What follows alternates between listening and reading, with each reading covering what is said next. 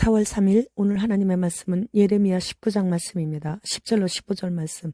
너는 함께 가는 자의 목전에서 그 온기를 깨뜨리고 그들에게 이르기를 만군의 여호와께서 이와 같이 말씀하시되 사람이 토기장의 그릇을 한 번 깨뜨리면 다시 완전하게 할 수 없나니 이와 같이 내가 이 백성과 이 성읍을 무너뜨리리니 도벳에 매장할 자리가 없을 만큼 매장하리라. 여호와의 말씀이니라. 내가 이곳과 그 가운데 주민에게 이같이 행하여 이 성읍으로 도벳 같게 할 것이라. 예루살렘 집들과 유다 왕들의 집들이 그 집 위에서 하늘의 만상에 분향하고 다른 신들에게 전제를 부음으로 더러워졌은즉 도벳 땅처럼 되리라 하셨다 하라 하시니 예레미야가 여호와께서 집들에 서서 모든 백성에게 말하되 만군의 여호와 이스라엘의 하나님께서 이와 같이 말씀하시되 보라 내가 이 성읍에 대하여 선언한 모든 재앙을 이 성읍과 그 모든 촌락에 내리리니 이는 그들의 목을 굳게 하여 내 말을 듣지 아니함이라 하시니라. 본장은 하나님의 권면을 무시한 유다가 깨진 옹기가 산산조각 나듯이 철저히 붕괴될 것을 선언하고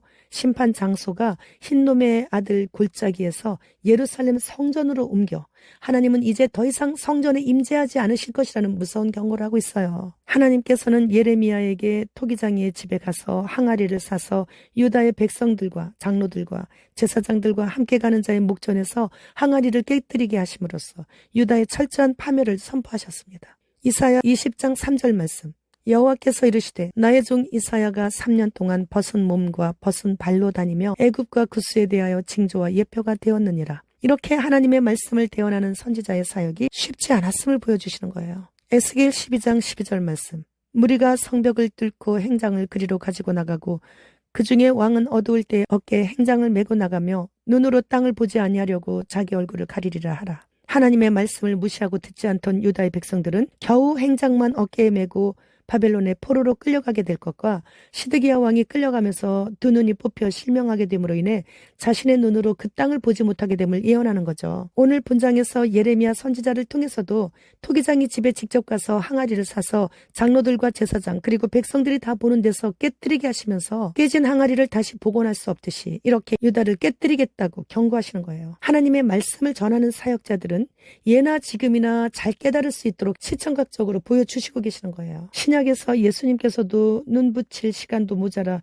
파도치는 배에서도 깊이 잠이 드셨을 정도로 피곤하셨고 식사할 겨를도 없이 하루 종일 몸을 용신할 수 없을 정도로 병자들에게 둘러싸여 고름 냄새, 살 썩는 냄새 다 맡으시면서 병자들을 고쳐주시고 먹여주시고 어려움을 당한 자들을 위해 울어주시고 몸소 본을 보이시며 사랑으로 가르치시다 따르던 군중들까지도 배신하는 그래서 십자가를 지시게 되셨죠. 현대도 마찬가지예요.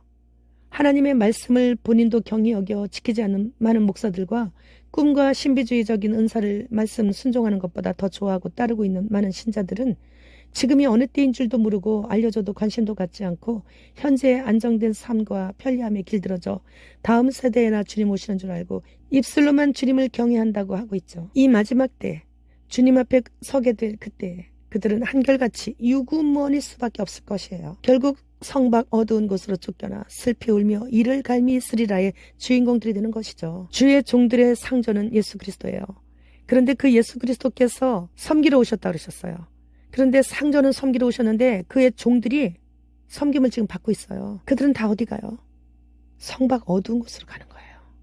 많은 사람들이 주님께서 거저주시는 은혜를 거절하는 거죠. 그러나 소수의 사람들은 그 은혜에 감격하며 믿음의 선물을 기쁨으로 받았기에 감사하며 그 주신 분 앞에서 감춰두지 않고 펼쳐 보이면서 살아가고 있는 거예요. 특히 지금은 인류 역사의 끝자락에 살고 있기에 상급 쌓을 수 있는 약간의 마지막 시간만 우리에게 허락되었습니다. 그런데 대부분의 하나님의 말씀을 전하는 사람들이나 그 말씀을 받는 사람들이 감격의 기쁨도 없고 단지 형식적으로 습관에 따라 예배를 드리고 있기 때문에 몸으로 본을 보이며 사는 그리스도인이 사라지고 있는 거예요. 지금은 이렇게 우리의 신앙의 선진들이 그렇게 하였던 것을 성경에 기록해 놓으신 것은 주님께서는 말보다는 몸으로 실천하는 것을 보고 싶어 하신다는 거죠. 나 같은 자에게까지 믿음을 선물로 주신 주님께 감사해서 그 받은 믿음이 어느 정도인지를 나타내 보여드리는 그 매 순간의 삶이 되어야 돼요. 야고보서 2장 17절로 18절 말씀.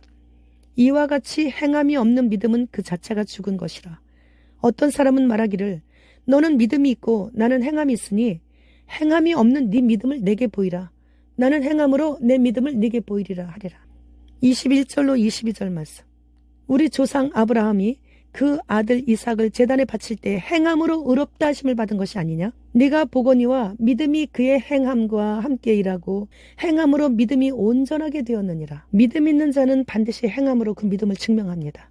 어떤 자들은 오직 믿음으로 구원을 받기에 행함을 요구하면 행위론 자라고 비난하면서 구원받는데 왜 나의 노력이 1이라도 들어가야 하냐고, 오직 믿음으로만 구원받는다고 그러고 있어요. 행함과 믿음은 절대 분리될 수 없어요. 아브라함도 가장 결정적인 순간에 이삭을 드림으로써 자신의 믿음을 확증하였고 행함으로 의롭다 하심을 받았거든요.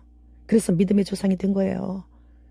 로마서 13장 8절 하반절 말씀. 남을 사랑하는 자는 율법을 다 이루었느니라. 10절 말씀. 사랑은 이웃에게 악을 행하지 아니하나니 그러므로 사랑은 율법의 완성이니라. 사랑하는 자는 율법을 다 이룬 것입니다. 사랑한다는 것은 하나님의 말씀을 입술로만 아멘 아멘이 아니고 몸으로 본을 보이며 실천하는 거예요.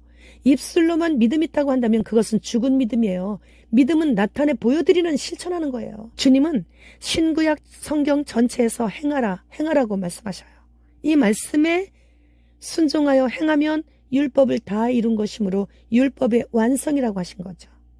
이제 큰 성 바벨론을 비롯하여 전 세계적인 재앙이 내릴 확률이 높은 계기일식이 며칠 앞으로 다가왔어요. 할 수 있거든.